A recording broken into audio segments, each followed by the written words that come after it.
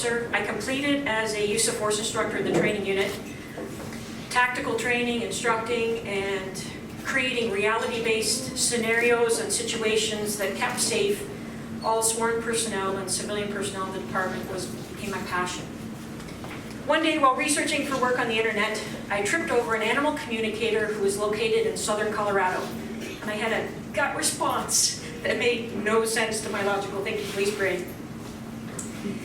So the best decision, not realizing the life-saving and life-enhancing impact it would have on me, I reached out to her and set a date to meet. My best friend, Bally, a wee Yorkie dog, jumped in the Jeep with me where we drove over 2,500 kilometers south to Carbondale, Colorado.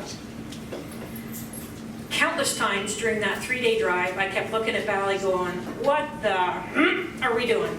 Because this is ridiculous and makes absolutely no sense. On arrival, my guide took me to a horse ranch where she talked about connecting and communicating and partnering with horses.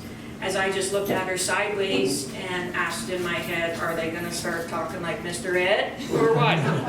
What the heck am I doing here?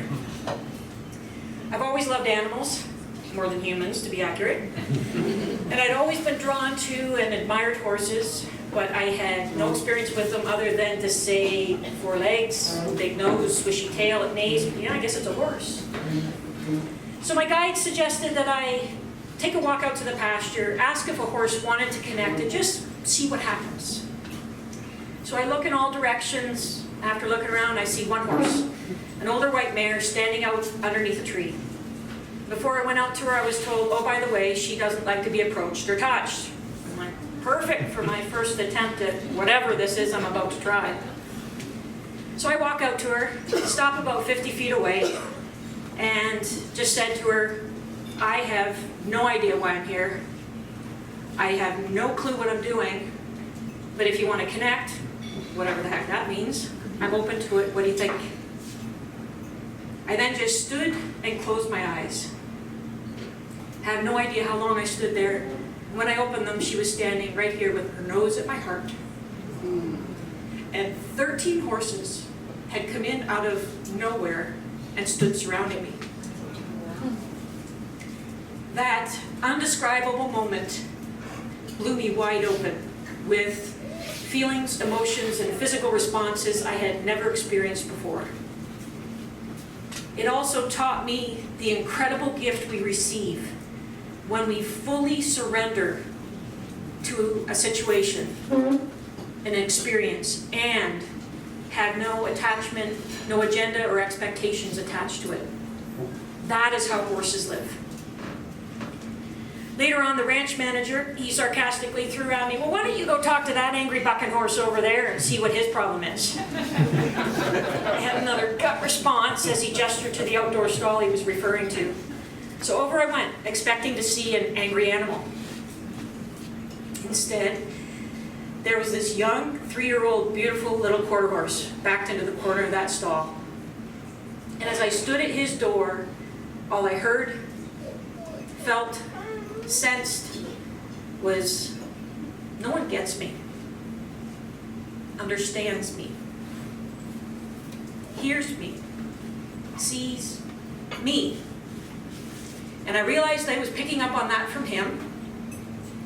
And then I further realized that he was mirroring the same from within me.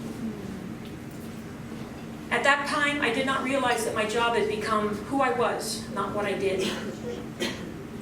I knew with clarity who Constable Rockley was, but unconsciously I had no idea who Kristi the person was. That horse, who later told me his name was to be Spirit, stood heart to heart in his stall and stood heart to heart with me, where I experienced the most incredible soul-to-soul connection that 11 years later I still cannot put words to. All I knew is that he had to come home with me.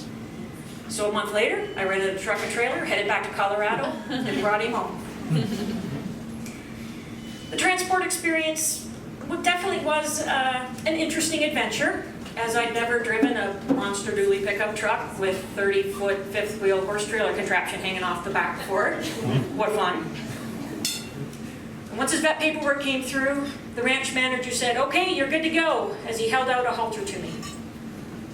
I thought his expression was quite entertaining as I looked at him and gestured to the halter and said, in seriousness, is that thing for him or for me? Nope, I didn't even know how to put a halter on. And yup, they all thought I was out of my mind crazy. I realized soon after bringing Spirit home that I could not combine my known world of policing with this still new and unknown world with horses. So I filled one pocket full of trust, the other full of faith, and jumped off the cliff of possibility as I signed my papers and walked away from the only world I'd known for over half my life to that point. With no safety net, no understanding of what was coming next, other than it's time I followed my heart, which meant following my horse. Humans are predator beings, and horses are prey beings, and that's what makes them such powerful and effective healers, teachers, partners, and guides to us. They can sense everything about us from a broken heart to a broken arm to that which is unconscious to us. Horses have no egos, no judgment, no attachment to outcomes. They live in the present moment, and they are masters of emotional agility and effective communication. Choosing to connect with a horse partner that can help bring you home to your authentic self is what we call standing 6 feet strong. Your 2 feet alongside their 4.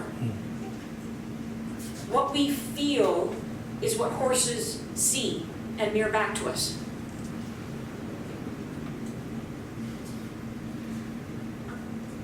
My leap of faith initiated the coming together of our herd family and the creation of our one-of-a-kind facility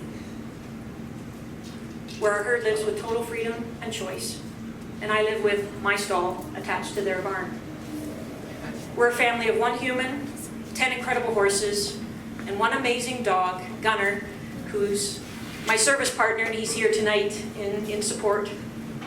The whole herd wanted to come, but I did explain to them that there was no 2,000-pound horse seating available.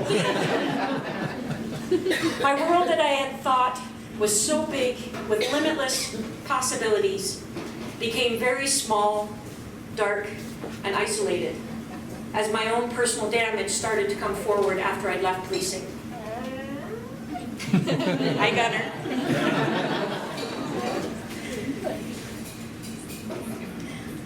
The unconditional love and support of my horses helped me to surrender to and to fully lean into my dark corners and my vulnerability, which brought to the surface the post-traumatic stress, depression, anxiety, chronic pain, memory loss, cognitive changes, and more that I didn't realize were there.